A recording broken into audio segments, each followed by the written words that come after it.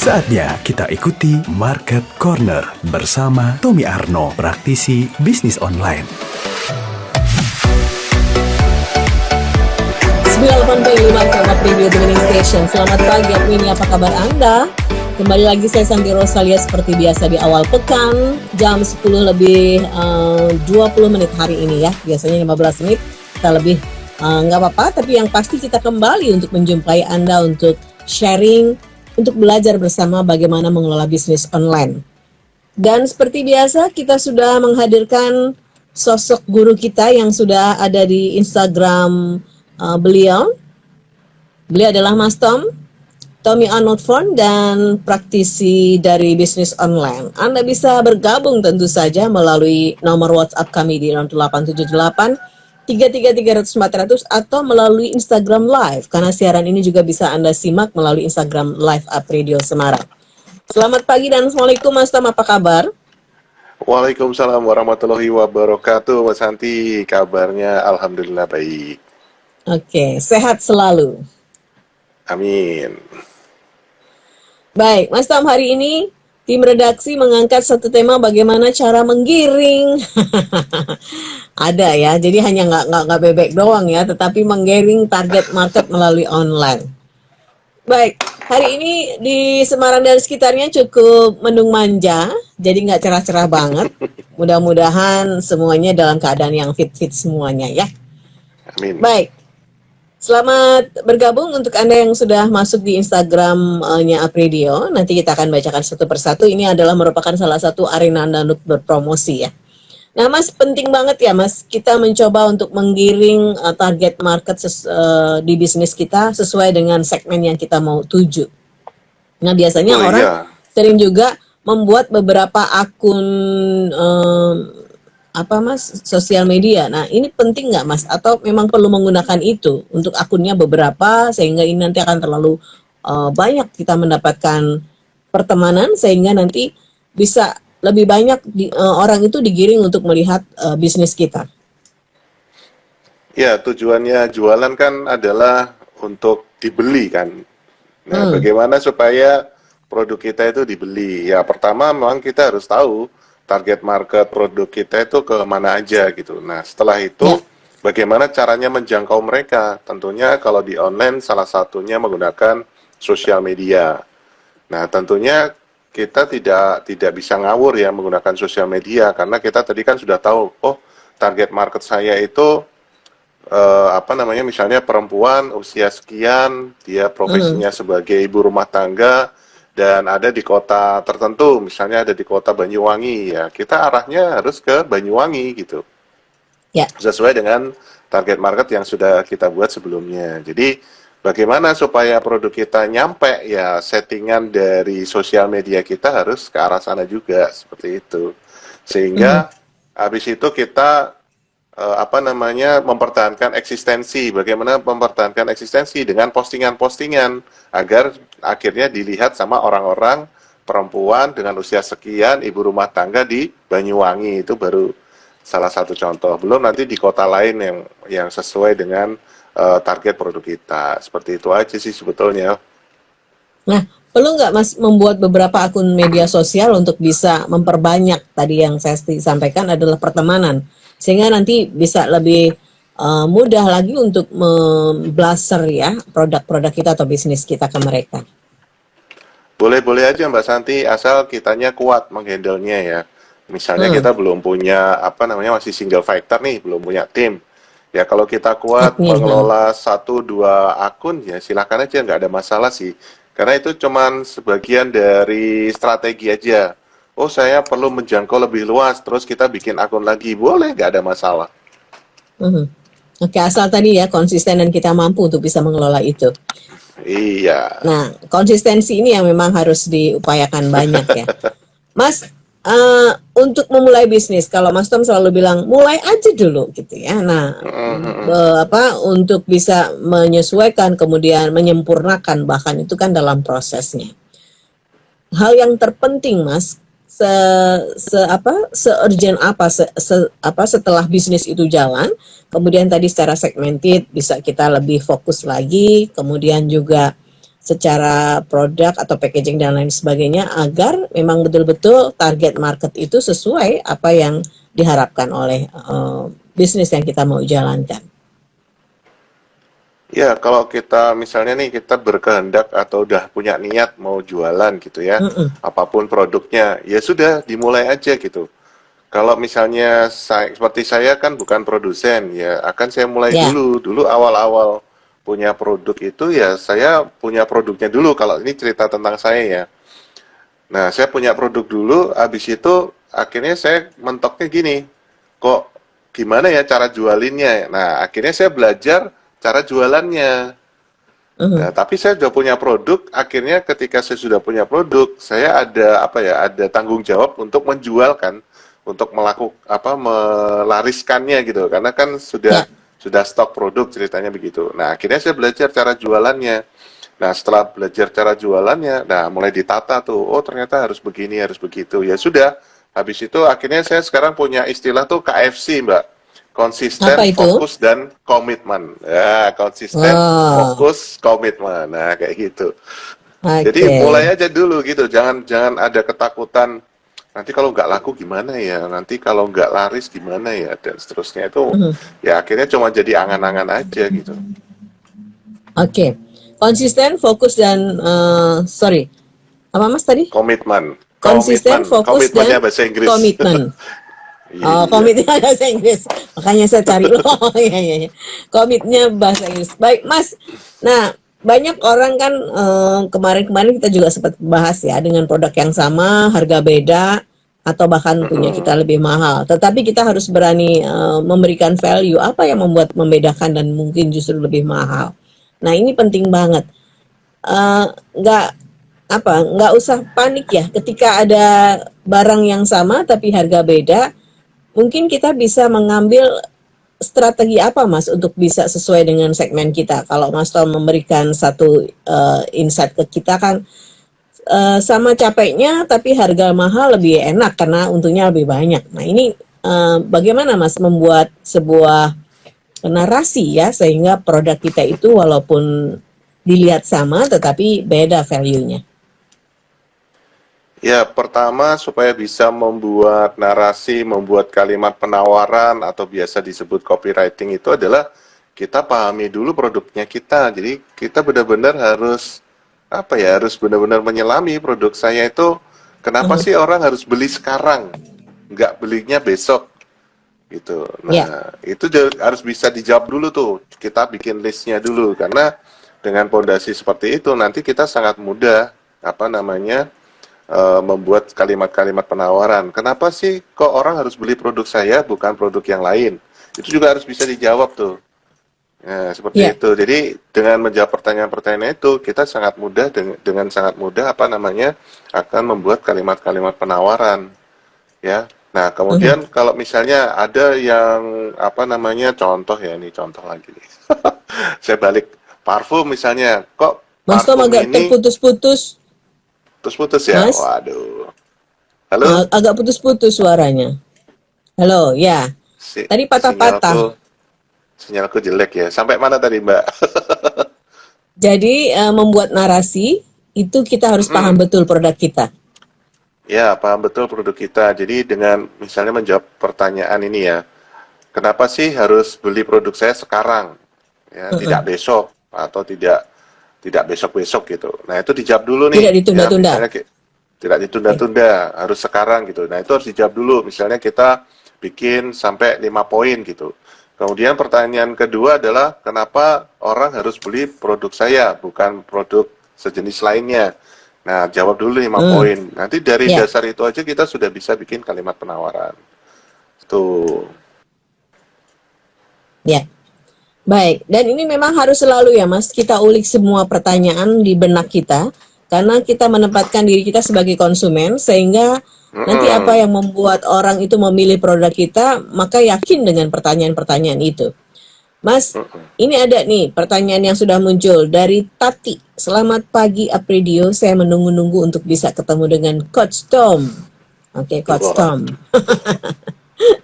Ini belum ikut kelasnya Mas Tom soalnya. Oke. Yang ingin saya tanyakan adalah, saya ini agak parno kalau dikomplain sama konsumen. Lebih-lebih karena saya ini adalah dropshipper sehingga saya agak kaget ketika konsumen mengkomplain barang kan saya tidak pernah tahu Mas seperti apa. Nah, yang saya harapkan Ya, adalah semuanya bisa sesuai. Bagaimana ini Mas saya caranya meng-hire komplain dari konsumen padahal saya ini hanya bener ya, dropshipper aja. dropshipper. Ya, Mm-mm. ya, buat Mbak Tati dan semuanya ya, walaupun dropshipper, saya dulu juga dropshipper awalnya, tapi sebelum Hmm. menjual, saya tetap beli dulu nih ya, satu atau dua lah gitu. Jadi benar-benar kita sebelum menjual itu memang sebaiknya mengenali produk yang akan kita jual. Jangan sampai kita, ya kalau di layar tampak bagusnya dong ya kan, tapi sebelum kita jadi dropshippernya sebuah produk, Mas ya Tom, kita coba, ya putus-putus ya. sepertinya ada sedikit gangguan nih. Suara Mas Tom tadi sempat putus-putus. Menjawab Mbak Tati. Nah, 3321, sudah? Iya ini. 321, tes Oke. 1, sudah Yes, oke? oke. Sudah. Tapi wajahnya muter-muter. Udah. Wah, Udah ketemu lagi. Oke, dropshipper ya. ya, Oke, Mbak Tati ini Mas Tom dulu awalnya sebagai itu ya Mas karena memang bukan produsen ya Mas.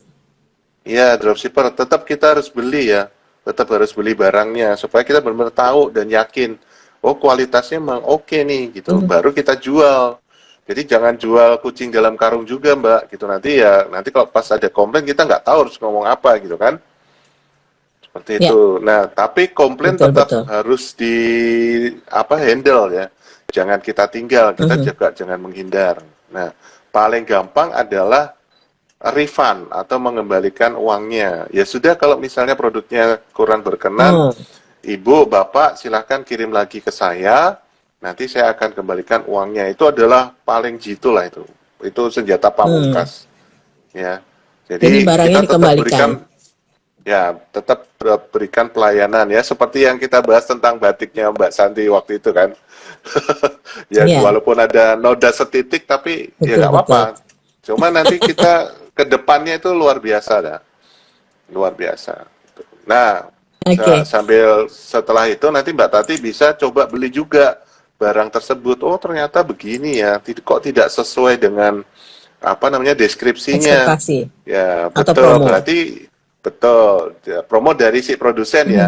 Nah, artinya nanti jangan ngambil barang ke sana lagi kalau memang kondisi atau kualitas produknya seperti itu. Mhm. Iya. Mas Sam Itu. hari ini agak rewel emang sengaja itu ya sinyalnya ya Nggak tahu nih, sedikit biasanya padahal aku enggak lihat, sih atau cuaca ya padahal bagus ya. enggak juga Cuaca ya. juga pengaruh sih, Mbak. Oke, baik Mas Tom. Semoga saja Mbak Tati sudah bisa menangkap apa yang dijelaskan oleh Mas Tom. Yang pertama adalah memang harus dihadapi, itu adalah salah satu komplain, di mana ini memperkaya Mbak Tati ya sebagai seorang penjual walaupun statusnya adalah dropshipper ya. Dan yang terpenting adalah Mbak Tati tahu betul barangnya, sehingga yang harus dilakukan adalah membeli produk itu, maka paham secara detail disesuaikan dengan deskripsi yang ditawarkan oleh pemilik barang atau produsen dan mana sisi-sisi misalnya apa yang dilihat dari Mbak Tati tadi karena membeli kemudian dari penjelasan produsen itu kurang tepat mungkin bisa ya dikoordinasikan atau Mbak Tati menjualnya dengan deskripsinya Mbak Tati sendiri. Masih ketemu dengan WhatsApp dari Dewi nih. Dewi, selamat pagi. Saya ibu rumah tangga. Ingin mencoba memulai bisnis online. Beberapa teman saya menawarkan reseller, dan dropshipper. Tapi saya masih bingung, Pak. Kira-kira untuk pemula lebih baik pilih yang mana, Coach? Apakah reseller atau dropshipper? Ibu Dewi. Ya, kalau untuk pemula sebaiknya dropshipper dulu. Jadi kita bisa belajar tentang cara jualan. Tetapi ingat, walaupun kita dropshipper, kita belanja dulu nih barangnya. Saran saya sih gitu, supaya benar-benar kita tahu kualitasnya, kita tahu Ya. oh bagaimana, atau kalau kuliner ya kita tahu rasanya sehingga kita benar-benar bisa cerita gitu ya. Jadi walaupun Mhm. tidak beli banyak untuk kebutuhan sendiri, nah sebaiknya kalau kita menjual sesuatu apapun itu kita sudah pernah coba gitu, kita sudah pernah merasakan, sehingga kualitasnya kita tahu. Ketika nanti kalau wah ini kok ada seperti ini, nah kita bisa jawab karena kita sudah pernah Mhm. pakai, sudah pernah merasakan. Nah, itu. Jadi kalau mau dari pemula sebaiknya dropshipper dulu karena dropshipper tuh murah banget tanpa modal ya kan. Kita cuman mungkin kalau sudah Paling aman sih itu. disediakan Mhm. ya sudah disediakan foto-fotonya, kita tinggal upload seperti itu. Dan kita terima duit dulu Betul. kan. Enak itu. Ya, betul. Enak itu. Tapi tadi nggak enaknya, Mas. Iya, karena kita nggak Ya, tahu barangnya. betul, betul. Nah, Ibu Dewi, begitu Bu ya. Jadi kalau ada yang banyak menawarin untuk pemula, idealnya adalah dropshipper dulu, karena itu lebih safe. Tapi Ibu Mm-mm. membeli produk, sehingga nanti ketika Ibu menjual, bahasa Ibu menjual pun lebih dari hati ya, karena Ibu sudah memiliki barang itu. Gitu Ibu Dewi, mudah-mudahan cukup menjawab ya. Jadi sebetulnya ada pengalaman di Santi dan ini membuat Santi juga lebih. Mungkin saya kadang-kadang gini Mas, apa saya nggak layak jualan kali ya. Jadi kalau begitu ada komplain satu aja itu merasa merontokkan semua angan-angan saya yang bikin target sebulan 5 juta atau apa itu hilang semua gitu loh Mas. Kayak kemarin misalnya, curhat nih Mas, curhat. Sudah dibayar, oke sudah dibayar dan bahkan dia menawarkan karena saya jualan ini juga apa Mas, spray batik gitu ya, khas Ya, Pekalongan. Saya tawarkan ke teman saya yang dia jualan kasur. Jadi pikir saya itu satu paket gitu ya. Nah, eh, kadang-kadang sih agak cerdas juga saya kadang-kadang gitu ya. Nah, itu dia jual langsung ada yang respon bagus kan gitu kan karena itu waktu itu gambar-gambar tiba-tiba bilang begini Mas, bisa nggak San itu apa motifnya nggak di tengah doang kayaknya banyak putihnya gitu ya jadi batiknya hanya di tengah dan oh, di pinggir kan sesuai dengan gambar gitu ya. Oh ini berarti sudah bicara soal apa Mas, seni ya atau mungkin ini lebih ke apa kesukaan kan jadi agak agak agak susah iya, ya. Nah, iya, saya bilang yang pasti sesuai dengan gambar kan. Iya, tapi kurang begitu menarik karena batiknya hanya di tengah sama di pinggir gitu. Oh ya sudah oh, kalau gitu oke, saya tawarin dengan batik yang lain. Nah itu sebetulnya saya ya, agak rontok juga. Aduh, kok gini ya? Ya itulah penjual. Arumida, selamat pagi. Terima kasih. Curhat saja selintas dari saya. Kemudian ada Hyundai underscore Puri Anjasporos underscore Semarang. Ini banyak juga ya dari produk-produk yang harus menjual lewat online. Nah ini belajar banyak dari Mas Top. Kemudian ada juga Katarina underscore Rika. Terima kasih sudah bergabung. Arif underscore WA1. Ada juga Kuning Spons. Terima kasih. Kemudian Hendra mm, underscore Luo 89. Denny Lasari underscore 11. Ririn Wahyu juga. Terima kasih. Nisa underscore Neza. Kemudian juga selamat pagi untuk Mujtahidil ZLJ. Kemudian juga Pra underscore Dik. Angki triple seven selamat pagi Kang ya, Dani apa kabar Ohio salamnya gitu Kang Dani ya. setia nih Kang Dani ya, Dari Jepang padahal ya iya, kedai underscore teh Mbah Ji juga kedai Baji, underscore teh Mbah Ji. ya, Oke, halo salam teh tubruk Mbah Ji. Nah ini pas banget musimnya begini hangat-hangat ya. betul, Ulung Wibowo juga selamat wah pagi. ini senior saya nih Mbak, Oh ya, terima kasih senior sudah menonton saya, kami. Mas, kita balik lagi nih. Oh, dari Ibu Dewi terima ya, kasih atas sarannya coach. Jadi dropshipper dulu ya Ibu Dewi ya. Semangat Ibu Dewi. Mudah-mudahan sukses selalu. ya, Eh, Kang Dani, jelas soalnya radio sampai Jepang. Oh iya benar-benar kan ini wah, streaming juga, betul. Live streamingnya streamingnya apridi.id. bagus berarti, Sampai di sana. Kalau kangen sama Indonesia, setel aja Apridio ya. Nanti Indonesianya terasa di sana. Ada Nilam, selamat pagi Apridio dan selamat pagi juga Coach Tommy. Saya ingin bertanya, Coach bagaimana membedakan antara reseller dan dropshipper? Kalau reseller itu seperti apa dan dropshipper seperti apa? Oke, thank you. Oke. Yang paling mudah adalah dropshipper itu nggak usah pakai stok dan yang ngirim nanti adalah produsennya. Jadi kita cuman, misalnya kita ada pembeli nih, pembeli transfer ke rekeningnya kita, kemudian kita informasikan. Nah, sebaiknya kita sudah punya form yang harus diisi nih. Biasanya nama, alamat lengkap, terus misalnya apa yang dipesan, terus nomor HP-nya. Nah, itu tinggal diserahkan aja ke produsen, kita transfer ke sejumlah produk yang dipesan. Kemudian nanti produsen akan mengirimkan produk tersebut ke alamat pembeli atas nama kita, itu dropshipper. Kalau Ya. reseller, kita beli stok dengan jumlah tertentu sesuai dengan skema reseller yang produsen punya, seperti itu. Jadi dropshipper itu tanpa stok, yang kirim adalah produsen, kalau reseller adalah kita beli punya stok sendiri. Cuman gregetnya sih kalau punya stok ya, karena kalau kita lihat stok masih banyak tuh adrenalin terpacu. Duh, stoknya Betul. masih banyak nih, nah, kita jadi lebih rajin gitu. Hmm. Ya punya kelebihan Tadi. dan kelemahan masing-masing. Betul sekali. Dan reseller ini biasanya sudah ada aturan-aturan dari produsennya ya Mas, seperti apa dan Ya, seperti ya, apa. Mhm. Kalau dropshipper, kita mungkin lebih bisa leluasa untuk bisa memainkan itu. Tapi tadi ya, jadi kita nggak betul. lihat barangnya, sehingga untuk jualnya Ya, agak ya pengen jual, kalau enggak ya enggak gitu ya. iya, karena Tapi nggak ada yang jelas stok. tadi, reseller itu kita yang beli, jadi kita punya stok untuk kita jual, kita kirim sendiri. Tapi kalau dropshipper dari produsen itu yang mengirim langsung kepada pelanggan atau konsumen yang sudah kontak dengan kita. Betul. Semuanya ada keunggulan dan kelemahannya ya Mas, pasti itu. Karena ini adalah sebuah pilihan, jadi ada konsekuensinya. Jadi dari Muklis, selamat pagi Apredio, selamat pagi juga Mas Tom. Lagi musim hujan seperti ini, kira-kira bisnis apa yang tren ya Mas? Saya ini bisnis online tapi musiman.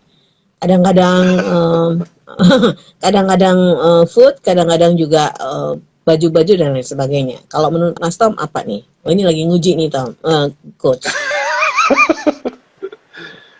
Ya sebenarnya bisa dirasakan sendiri ya. Nah, tapi emang agak susah karena kondisi PSBB. Jadi kita tuh sebenarnya bisa juga ngamati dari sosial media juga ya. Sosial media yang misalnya memuat berita-berita tentang kondisi di lapangan. Ini orang-orang nih lagi ngapain ya? Atau orang-orang saat ini butuh apa ya gitu. Paling gampang deh. Ini lagi musim hujan, orang tetap butuh stamina. Paling enak apa? Jahe merah. Udah itu. Hmm. Ya. Jahe merah itu udah inilah, udah terkenal lah dari zaman nenek moyang ya, tanpa penelitian laboratorium dan sebagainya. Itu memang jahe merah itu bisa menambah stamina, yang penting itu. Nah ini cocok banget nih, lagi lembab-lembab gini minumnya seperti itu. Ya apa namanya, tinggal ngamati kebiasaan orang aja. Ini orang lagi malas apa ya? Kayak sekarang nih ojol-ojol makanan itu kan naik drastis nih orderannya. Karena Ya. kan disarankan oleh pemerintah bahwa tidak makan di tempat, tapi take away gitu. Take away. Nah, akhirnya apa? Jumlah lonjakan ojol-ojol makanan itu meningkat drastis. Nah, kayak gitu. Orang nih kira-kira lagi malas ngapain. Contoh kalau di dunia internet marketing, orang-orang itu ternyata malas buat upload. Nah, bisa juga kita membuat jasa upload konten seperti itu. Tapi yang sulit betul. memang saya pernah mau mencoba ke arah sana, yang sulit adalah banyak sekali klien-klien yang tidak bisa menyediakan foto produk yang bagus. Nah, artinya ada lagi nih Oh. jasa foto produk. Benar-benar. Nah, tinggal Jasa foto kliennya bisa produk. bayar apa enggak gitu. Peluang ada ya Mas ya? Nah itu, Peluang ada karena terus sih. Nah, amati, ikro. Ikro wah lingkungan. itu. Oke, Mulis gitu ya. Jadi konsistensi dari orang itu kadang-kadang bisa menjadi peluang karena dia belang bentang gitu ya, up and down. Nah, itu bisa mungkin jadi bisnis kita. Dan memang dengan orang tidak boleh kemana-mana, di rumah aja kan membuat kita tidak bisa kemana-mana, dan online tadi ya, ojol termasuk itu menjadi Iya, salah satunya. Mm-mm. Oke, Zuri 46, thank you juga. Isti underscore Ikoma juga terima kasih, selamat pagi. Mas Tom, nah berbicara soal peluang tadi saya jadi melihat ya, ini adalah sisi-sisi yang sangat bagus untuk bisa kita memulai bisnis apapun itu lewat online. Nah, bagaimana sih Mas kemudian itu menjadi sebuah kemasan yang akhirnya membuat bisnis itu berkepanjangan, tidak hanya saja kalau tadi si Muklis bilang saya orangnya adalah bisnis lewat musiman ya gitu ya Mas. Musiman ya. Mm-mm. Ya musiman juga nggak apa-apa sih. Intinya sih besok butuh makan gitu kan. Tapi kita ini perlu diketahui ya, ini kita bicara tentang negara plus 62 ya. Negara Ya. plus 62 itu kan ya mohon maaf ya harus kita akui pada dasarnya kan pemalas ya. Nah, kita tinggal telah aja nih, orang-orang ini malas ngapain. Ya, itu yang kita sasar menjadi menjadi sebuah peluang gitu kan. Kita kemas menjadi sebuah peluang. Sehingga akhirnya orang yang kayak sekarang kan ojol makanan itu sangat membantu kan. Orang malas keluar minta tolong. Akhirnya keterusan kan, bahkan mohon maaf dari toilet aja kita bisa pesan makanan gitu. Nah, kemalasan ini itu bisa jadi peluang bisnis untuk selamanya gitu kan. Contoh lagi yang sekarang banyak terjadi adalah jasa bersih tandon air, itu jarang sekali ada. Nah, kita cari jasa bersih tandon air tuh nggak ada loh. Nah, makanya itu ada teman saya di Klaten tuh sukses dengan jasa itu. Ya, bayangkan perumahan berapa banyak, perkantoran berapa banyak, udah. Jadi dia sendiri sekarang baru punya 5 tim ya untuk jasa bersih itu aja udah keteteran dia.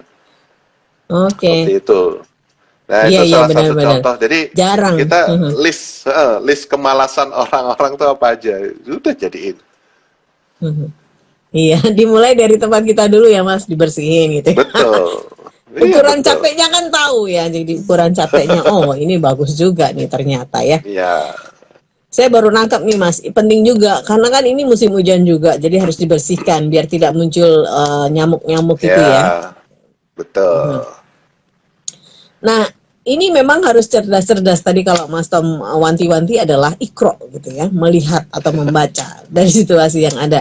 Budaya menjadi sesuatu yang bisa kita upayakan sebagai salah satu peluang adalah malas tadi dan juga beberapa regulasi Ya. yang aturannya memang kita nggak boleh kemana-mana. Dari Indah, selamat pagi Apredio dan juga Mas Tom. Saya suka banget mendengarkan, tapi untuk memulai saya masih takut-takut. Tapi saya sudah mencoba untuk menjalankan bisnis dari teman saya, hanya membantu saja.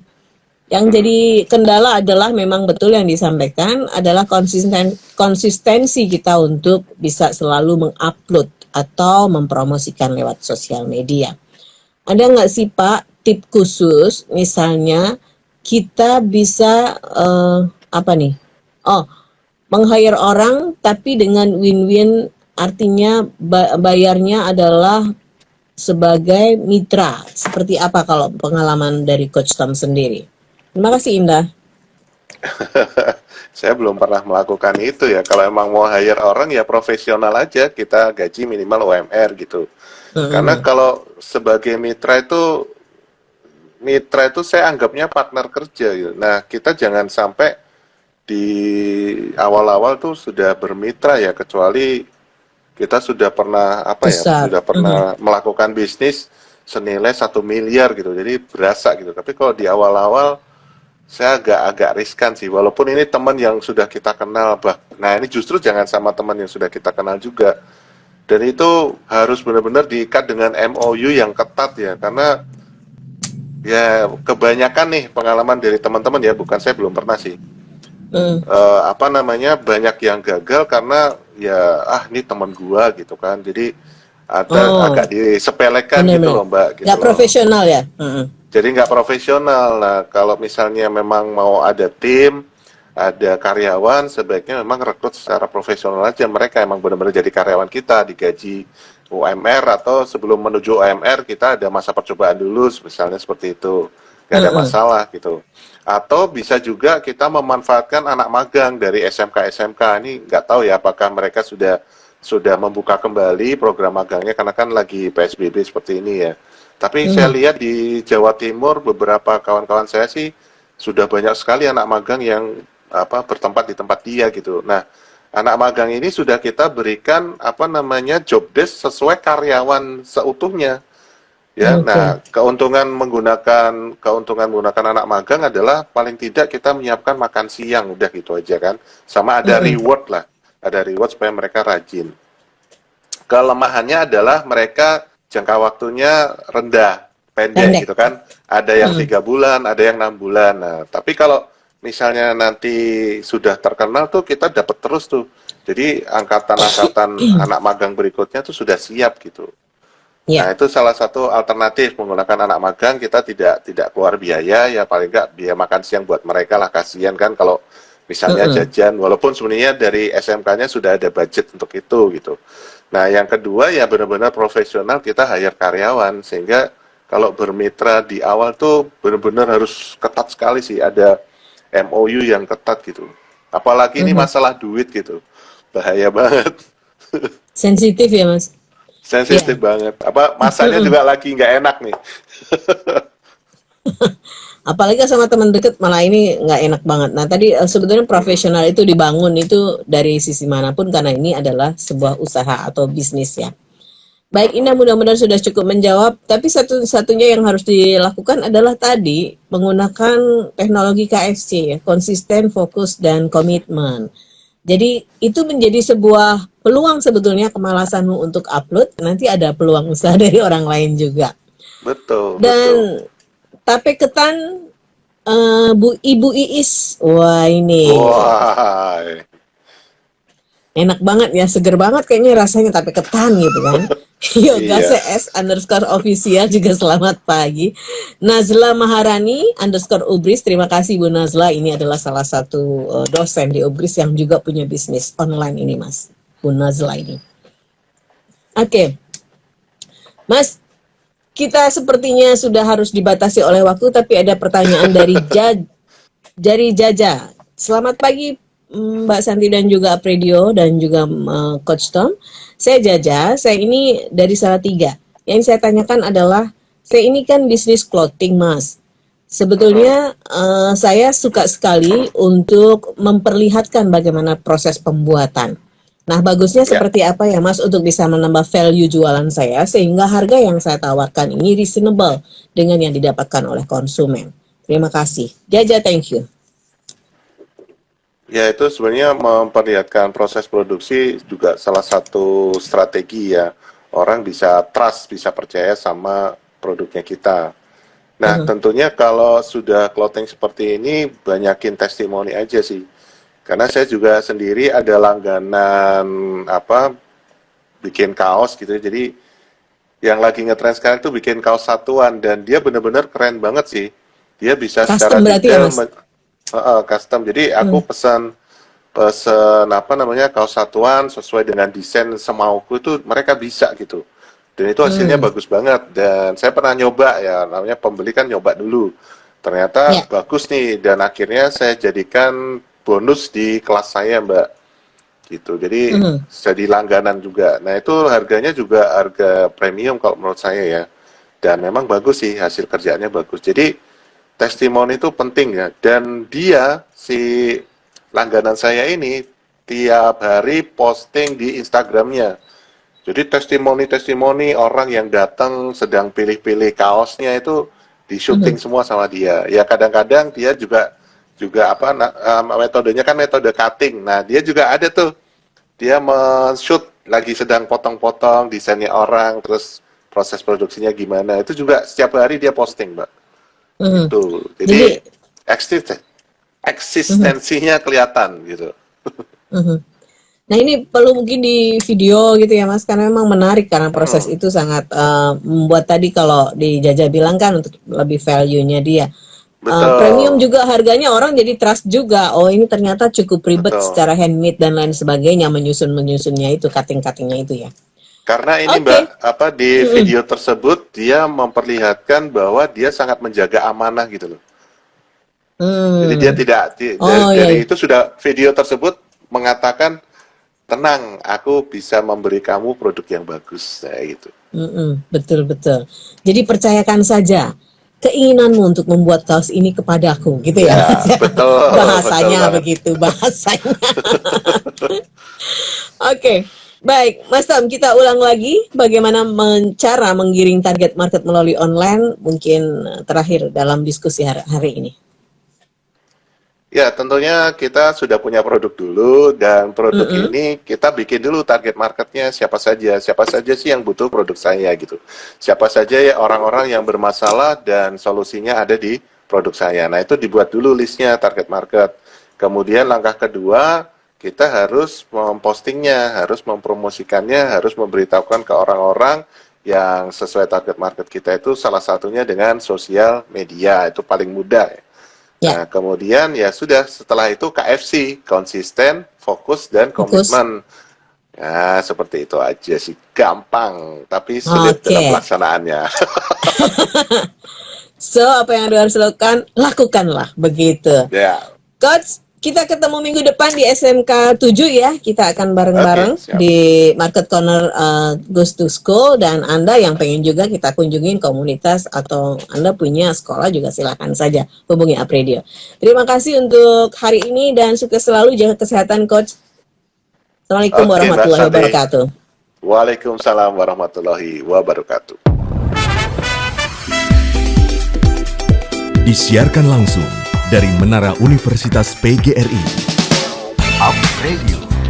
Jalan Sidodadi Timur, nomor 24 Semarang. Inilah 98.5 FM. Up Radio, the mini station.